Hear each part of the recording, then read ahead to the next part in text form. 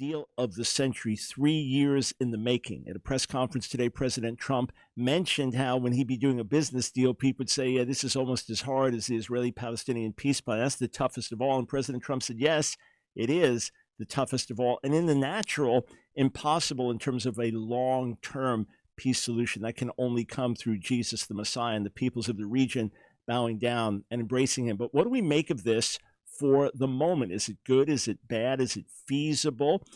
Let me first go through an outline of the peace plan. Jerusalem Post has a useful article, the deal of the century. What are the key elements of it? What are its key points? So in terms of borders, Trump's plan features a map of what Israel's new borders will be should it enact the plan fully. Israel will retain 20% of the West Bank and will lose a small amount of land in the Negev near the Gaza-Egypt border. The Palestinians will have a pathway to a state in the vast majority of territory in the West Bank. That's Judea, Samaria, biblically. While Israel will maintain control of all its borders. This is the first time a U.S. president has provided a detailed map of this kind. If you remember, under President Obama, there was talk about going back to the pre-67 borders, which are suicidal, which are indefensible. Yeah, Israel cannot live securely in such borders. So this is a major change in that regard. As far as Jerusalem, the Palestinians will have a capital in East Jerusalem based on northern and eastern neighborhoods that are outside the Israeli security barrier, and it lists them, Kfar Aqab, Abu Dis, and half of Shuafat. Otherwise, Trump said Jerusalem will remain undivided as Israel's capital, so Jerusalem under Israeli control, and yet there would be an embassy in East Jerusalem, a Palestinian embassy there. Is that dividing Jerusalem? Is this dividing the land? We'll come back to that. As far as settlements, Israel will retain the Jordan Valley and all Israel settlements in the West Bank in the broadest definition possible, meaning not the municipal borders of each settlement, but their security perimeters. This also includes 15 isolated settlements, which will be enclaves within an eventual Palestinian state. Within those settlements, Israel will not be able to build for the next 4 years. The IDF will have access to the isolated settlements. For the settlement part of the plan to go into effect, Israel will have to take action to apply sovereignty to the settlements, which Prime Minister Benjamin Netanyahu said he plans to do at the upcoming cabinet meeting on Sunday. As far as security, Israel will be in control of security from the Jordan River to the Mediterranean Sea. The IDF will not have to leave the West Bank. No change to Israel's approach to Judea and Samaria would be needed. As for a Palestinian state, the plan does not include immediate recognition of a Palestinian state. Rather, it expects a willingness on Israel's part to create a pathway toward Palestinian statehood based on specific territory, which is about 70% of Judea and Samaria, including areas A and B and parts of Area C. The state will only come into existence in 4 years if the Palestinians accept the plan, if the Palestinian Authority stops paying terrorists and inciting terrorism, and if Hamas and Islamic Jihad put down their weapons. In addition, the American plan calls on the Palestinians to give up corruption, respect human rights, freedom of religion, and a free press so that they don't have a failed state. If those conditions are met, the U.S. will recognize a Palestinian state and implement a massive economic plan to assist it. And then as for refugees, a limited number of Palestinian refugees and their descendants will be allowed into the Palestinian state. None will enter Israel. And triangle, the plan leaves open the possibility that Israel will swap the area known as the triangle, consisting of Kfar Kara, Arara, Baka al-Gharbiya, al-Fam, and more. I'm not familiar with all those specific details. Into the future Palestinian state, according to the plan, the vision contemplates the possibility, subject to agreement of the parties, that the borders of Israel will be withdrawn such that the triangle communities become part of the state of Palestine. All right. Prime Minister Netanyahu was there giving his enthusiastic report. General Benny Gantz, leader of Blue and White, so Netanyahu's chief rival. They've been divided in recent elections. They're going to have a third election now to decide which of them can have more of a majority to form a government. We'll see what happens with that. But from reports, he said that he is in support of this. Already, Palestinian Authority Chairman Mahmoud Abbas has rejected this, saying it needs to be thrown into the dustbin of history. Before the plan was even released, there were reports of thousands of Gazan Palestinians protesting the plan, and you can imagine how it would have been represented to them. Anyway, with Hamas controlling Gaza, ruling Gaza, you can imagine how the plan strikes them, because they could no longer be in power and they could no longer be devoted to eliminating Israel, which is their very reason for existence. So, how does this play out? First, there are evangelical Christians, Messianic Jews, who say no two-state solution ever, under any circumstance. That is to divide the land. And Joel 3 categorically speaks against dividing the land, when the nations of the world divide the land. There's much to be said for that. And some of my friends who've studied this for years hold to that position very clearly and dearly. At the same time, it's also possible to read Joel chapter 3, verse 2 as talking about the nations dividing the land up for themselves. In other words, you take this part, I take this part, with Israel out of the land.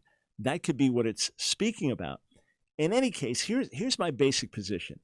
We are not going to get anything ideal and full in this age, all right? And we're not dealing with a fully repentant Israel. So this is all by grace that our people are back in the land and Israel is restored. So, first point is, even though there are reasons to argue against a two-state solution, even though Caroline Glick and others have argued for a one-state solution, if you're just trying to be pragmatic about it, if this has the support of Netanyahu, Gantz, our ambassador David Friedman, who's a real friend of Israel, if it has their support, then I'm not going to reject it and say, well, no, it's got to be higher and better. Again, this is just at first glance looking at it. Second thing, as for the Palestinians, and I'm obviously not a spokesperson for the Palestinians, and Palestinians that are listening to this or watching it or reading the article I'm going to post on this might reject every word I say. But my understanding of the hopes and dreams of the Palestinian people, those who identify as Palestinians today, the historic Arabs that have been living in the region in recent generations, and some for many generations, if I understand, their desire is for dignity, self-respect, the right to self-determination, a freedom to make choices about education, about vocation, and to have a hope for their children and for the future. And for your average Palestinian, that is far more important to them than getting rid of Israel or having more territory. If they could really live with freedom, live with the right to self-determination, okay, maybe some will not go back to where their grandparents or great-grandparents lived, and they'll be living somewhere else in that immediate region. But if they can have great educational opportunities, great vocational opportunities, that they can be prospering much more.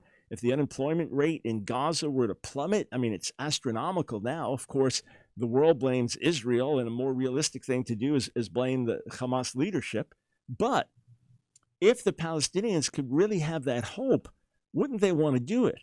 Wouldn't they want to say, absolutely, let's embrace it?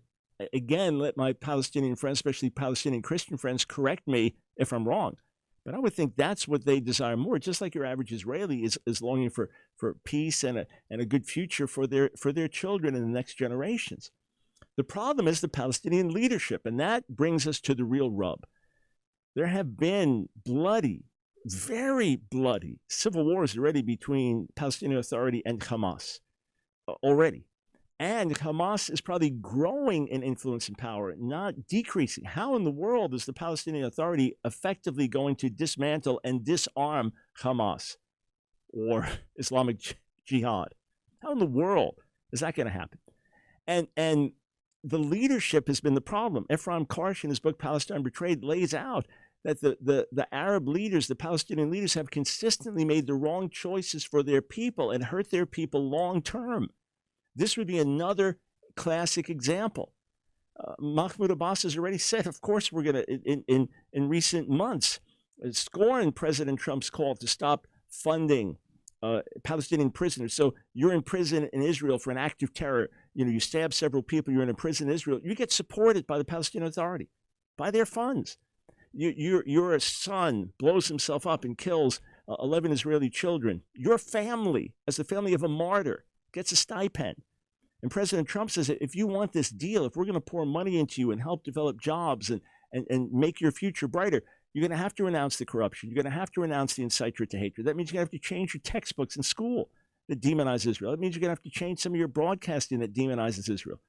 As for corruption, I have talked to Palestinian Arabs and Palestinian Christians Palestinian Muslims, Palestinian Christians, who are not friends of Israel, who think that Israel is a wicked regime in many, many ways. And they'd be the first to say, we despise the Palestinian leadership. We despise our leadership. They are corrupt.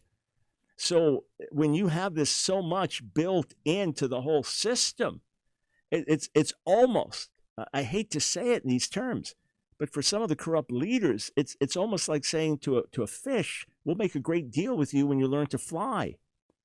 I mean, I just don't see it in the cards, so to say, as being in their wheelhouse, in their nature. There is a famous quote from Golda Meir, whether she said it herself or it's attributed to her. And it says this, it says that peace will come. And this, again, maybe her most famous quote, peace will come when the Arabs will love their children more than they hate us. It seems that's what we're dealing with here. Again, I know there are lots and lots and lots of particulars to think through and work through, but it seems to me that if the Palestinian populace rose up and said, we want a better future for our families, why go on with this endless war, this endless ideological battle? And in fact, they have to realize that the goals that they have striven for years, it's not going to happen. They're not going to have a Jew-free state, autonomous, doing everything they want. It's just not going to happen. Will they say, hey, we want a better future? And will the surrounding Arab Muslim nations say, give them a better future and call out the corrupt leadership? Could it happen? It's going to take a miracle in order to accept the deal of the century. But I see the sticking point, from my viewpoint, Palestinian leaders. That's going to be the problem. Not the people, but the leaders.